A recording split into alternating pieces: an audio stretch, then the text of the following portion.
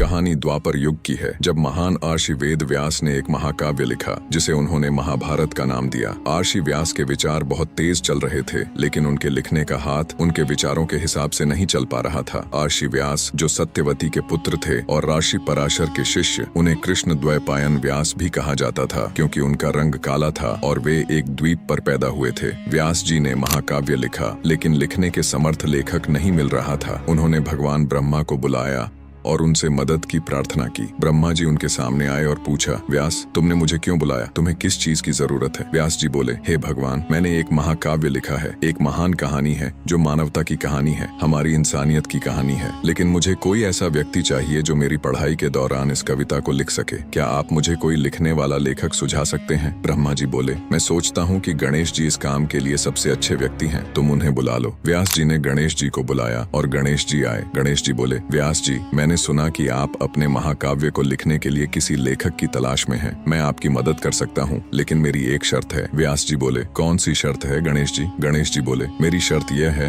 कि जब तक आप पढ़ते रहेंगे मैं लिखता रहूंगा। अगर आप कहीं रुके और सोचने लगेंगे तो मेरी कलम भी रुक जाएगी, और मेरी कलम रुकेगी तो मैं ये काम छोड़ दूंगा। व्यास जी कुछ देर सोचने के बाद बोले, मैं भी एक शर्त लगाऊंगा, तुम्हें हर एक शब्द और हर एक पंक्ति को समझकर लिखना होगा। तुम बिना समझे एक भी शब्द नहीं लिख सकते। गणेश जी थोड़ी देर सोचने के बाद बोले, यह तो आसान है।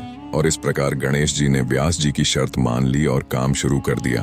व्यास जी ने महाकाव्य का ज्ञान देना शुरू किया, और जब कभी व्यास जी को थोड़ा समय चाहिए होता, उन्होंने कठिन शब्दों और व्याकरण के साथ कुछ श्लोक बनाए, जिसे समझने के लिए गणेश जी को भी रुकना पड़ता और व्यास जी को थोड़ा और समय मिल जाता। बहुत समय पहले हस्तिनापुर में एक महान राजा थे जिनका नाम था शांतनु। उनका राज्य अपने विशाल क्षेत्र के लिए प्रसिद्ध था। हस्तिनापुर इस राज्य की राजधानी थी। एक दिन राजा शांतनु नदी के किनारे चलते हुए ठंडी हवा का आनंद ले रहे थे और नदी के पानी की मधुर ध्वनि सुन रहे थे। अचानक उन्होंने देखा, एक सुंदर कन्या नदी के पानी से निकलकर किनारे की ओर आ रही थी। राजा शांतनु बोले, कौन हो तुम? मैं तुमसे प्रेम करता हूँ और मैं तुम्हारे बिना एक पल भी नहीं जी सकता। कृपया मेरी जान बचा लो। मैं शांतनु, हस्तिनापुर का राजा, तुमसे विनती करता हूँ, मुझसे शादी करो। कन्या मुस्कुराई और कहा, राजा, मैं तुम्हारे प्रशंसा से अभिभूत हूँ, लेकिन मेरी कुछ शर्तें हैं जो तुम्हें माननी होंगी। अगर तुम उन्हें मान पाओगे तभी मैं तुमसे शादी करूंगी, लेकिन यह शर्तें तुम्हारे लिए कठिन साबित हो सकती हैं। राजा शांतनु बोले, मैं तुम्हारे लिए कोई भी शर्त मान सकता हूँ। कन्या मुस्कुराई और बोली, सुन लो मेरी शर्तें। पहली, तुम कभी भी यह नहीं पूछ सकते कि मैं कौन हूँ और कहाँ से आई हूँ। दूसरी, तुम कभी भी मेरे किसी भी कार्य को रोक नहीं सकते,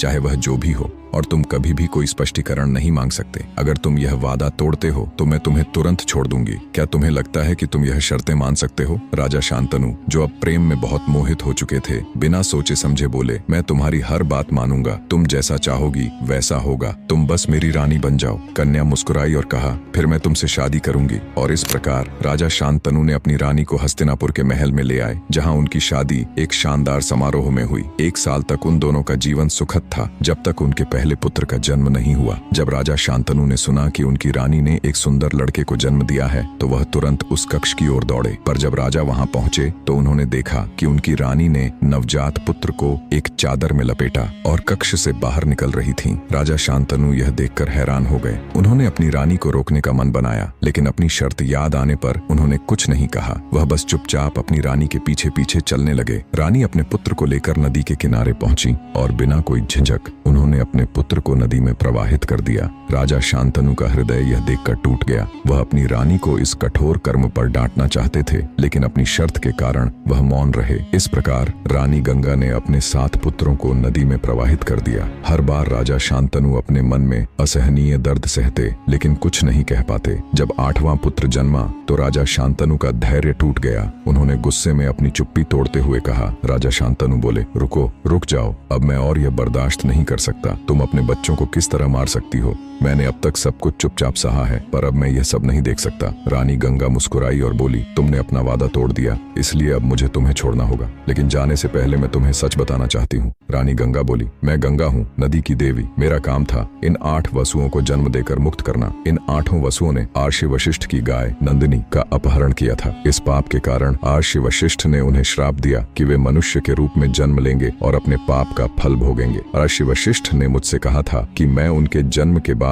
उन्हें नदी में प्रवाहित कर उनके पापों से मुक्त कर दूं। राजा शांतनु चकित होकर बोले, तो यह सब सच था और यह बच्चा जिसे मैं अपना पुत्र मान रहा हूँ, क्या वह भी वसुओं में से एक है? रानी गंगा बोली, हाँ, यह 8वां वसु है जिसका नाम प्रभास है। इसे लंबे समय तक पृथ्वी पर रहना होगा और यह महान योद्धा बनेगा। अब मैं इसे तुम्हारे पास छोड़कर जा रही हूँ। इसका पालन पोषण तुम्हारा दायित्व होगा। यह कहकर रानी गंगा राजा शांतनु को प्रणाम करके नदी में विलीन हो गई। राजा शांतनु ने अपने पुत्र को देवव्रत नाम दिया। देवव्रत बड़े होकर एक शक्तिशाली और बुद्धिमान युवराज बने। आगे चलकर वे भीष्म पितामह के नाम से प्रसिद्ध हुए और हस्तिनापुर के इतिहास में अमर हो गए। तो यह थी राजा शांतनु और गंगा की कथा की शुरुआत। एक दिन देवव्रत अपने घोड़े पर सवार होकर पास के घास के मैदान में सवारी कर रहे थे जब उन्होंने देखा कि एक विशाल सेना उनकी ओर बढ़ रही है। यह राजा चालिया की सेना थी जो हमला करने के लिए मार्च कर रही थी। केवल 18 वर्षीय देवव्रत अकेले ही उनकी पूरी सेना से भिड़ गए। उन्होंने उस सेना को परास्त किया, राजा चालिया को बंदी बनाया और उन्हें अपने पिता के चरणों में ले आए। देवव्रत की वीरता और पराक्रम से राजा शांतनु अत्यंत प्रभावित हुए। अगले दिन अपने मंत्रियों और प्रजा के सामने उन्होंने देवव्रत को हस्तिनापुर का युवराज घोषित कर दिया। हालांकि राजा शांतनु अपने पुत्र देवव्रत को अपने पास पाकर खुश थे, लेकिन वे कभी कभी अकेलापन महसूस करते थे। उन्हें गंगा की याद आती थी और वे अक्सर नदी के किनारे जाकर अकेले टहलते हुए उनके बारे में सोचते थे। एक वसंत दोपहर जब शांतनु नदी के किनारे टहल रहे थे तो उन्हें एक मोहक सुगंध महसूस हुई। वह सुगंध उन्हें मंत्रमुग्ध कर रही थी और उन्हें नदी की ओर खींच रही थी। वहां उन्होंने एक सुंदर स्त्री को नाव पर बैठे हुए देखा। वह सुगंध उस स्त्री के शरीर से आ रही थी। एक बार फिर राजा शांतनु प्रेम के बाण से आहत हो गए। गंगा के विचार उनके मन से गायब हो गए और उन्हें ऐसा लगा जैसे यह स्त्री उनकी नियति हो। राजा उस युवती के पास गए और पूछा। राजा शांतनु बोले, तुम कौन हो सुंदर नारी? युवती मुस्कुराई और बोली, मैं सत्यवती हूँ, मछुआरों के राजा दशराज की पुत्री। राजा शांतनु ने सत्यवती का हाथ थामा जैसे कोई कोमल फूल थामता है और कहा। राजा शांतनु बोले, सत्यवती, मैं राजा शांतनु हस्तिनापुर का शासक हूँ, लेकिन तुम्हारे सौंदर्य ने मुझ पर ऐसा जादू कर दिया है कि मैं तुम्हारा दास बन गया हूँ। अब मैं तुम्हारे बिना नहीं रह सकता। क्या तुम मुझसे विवाह करोगी और मेरी रानी बनोगी? सत्यवती मुस्कुराई और बोली, हे राजन, मैं आपके प्रस्ताव से सम्मानित हूँ, लेकिन आपको मेरे पिता से मेरा हाथ मांगना होगा। यदि वह सहमत होते हैं तो मुझे आपसे विवाह करने में कोई आपत्ति नहीं होगी। राजा शांतनु, जो हस्तिनापुर के महान शासक थे, को विश्वास था कि कोई भी व्यक्ति उनकी बेटी का विवाह उनसे करने से इनकार नहीं करेगा। राजा आत्मविश्वास से भरे हुए मछुआरों के गांव पहुंचे और सत्यवती के पिता दशराज से मिले। राजा शांतनु बोले, हे मछुआराज, मैं राजा शांतनु हस्तिनापुर का शासक, मैं आपकी सुंदर पुत्री सत्यवती से प्रेम करता हूँ। मैं उससे विवाह करना चाहता हूँ और उसे अपनी रानी बनाना चाहता हूँ। क्या आप मुझे इसकी अनुमति और आशीर्वाद देंगे? दशराज हाथ जोड़कर बोले, राजा शांतनु, मैं आपके प्रस्ताव से सम्मानित हूँ। सत्यवती सौभाग्यशाली है कि आपके जैसा महान राजा उसका वर बनने का इच्छुक है, लेकिन एक पिता के रूप में मेरी अपनी जिम्मेदारियां हैं और इन्हीं के कारण मैं आपका प्रस्ताव स्वीकार नहीं कर पा रहा हूँ। कृपया मेरी धृष्टता को क्षमा करें। राजा शांतनु बोले, क्या समस्या है? मुझे बताइए और मैं आपकी चिंता को दूर करने की पूरी कोशिश करूंगा। दशराज ने थोड़ी देर चुप्पी के बाद कहा, हे राजन, हम सब जानते हैं कि आपने युवराज देवव्रत को हस्तिनापुर का उत्तराधिकारी घोषित कर दिया है। इसमें कोई संदेह नहीं कि युवराज देवव्रत राजा बनने के योग्य हैं। लेकिन यदि आप मेरी पुत्री सत्यवती से विवाह करते हैं तो उसके पुत्र का क्या होगा? शक्तिशाली देवव्रत उसके ऊपर हावी रहेंगे और मेरे पोते को महल में कोई स्थान नहीं मिलेगा। मैं ऐसा अपने पोते के साथ नहीं होने दे सकता। यदि आप वादा करें कि सत्यवती का पुत्र आपके बाद राजा बनेगा तो मुझे अपनी पुत्री का विवाह आपसे करने में कोई आपत्ति नहीं होगी। क्या आप ऐसा वादा कर सकते हैं? यह सुनकर राजा शांतनु स्तब्ध रह गए, लेकिन इस बार उन्होंने अपना संयम नहीं खोया। उन्होंने कहा। राजा शांतनु बोले, यह असंभव है, मैं ऐसा वादा कभी नहीं कर सकता। मेरे बाद देवव्रत ही हस्तिनापुर के राजा होंगे। दशराज हाथ जोड़कर बोले, तो कृपया मुझे क्षमा करें राजन, मैं अपनी पुत्री सत्यवती का विवाह आपसे नहीं कर सकता। राजा शांतनु भारी मन से महल लौट आए। देवव्रत ने अपने पिता के चेहरे पर बदलाव देखा। उन्होंने उन्हें इतना दुखी पहले कभी नहीं देखा था। देवव्रत बोले, पिताजी, क्या हुआ? आप इन दिनों इतने उदास क्यों हैं? कृपया मुझे बताइए और मैं आपकी समस्या का समाधान करने की पूरी कोशिश करूंगा। राजा शांतनु ने अपने पुत्र की ओर देखा और कहा, मुझे अपनी चिंता नहीं है, बल्कि अपने राज्य की चिंता है। हमारे दुश्मन हर ओर से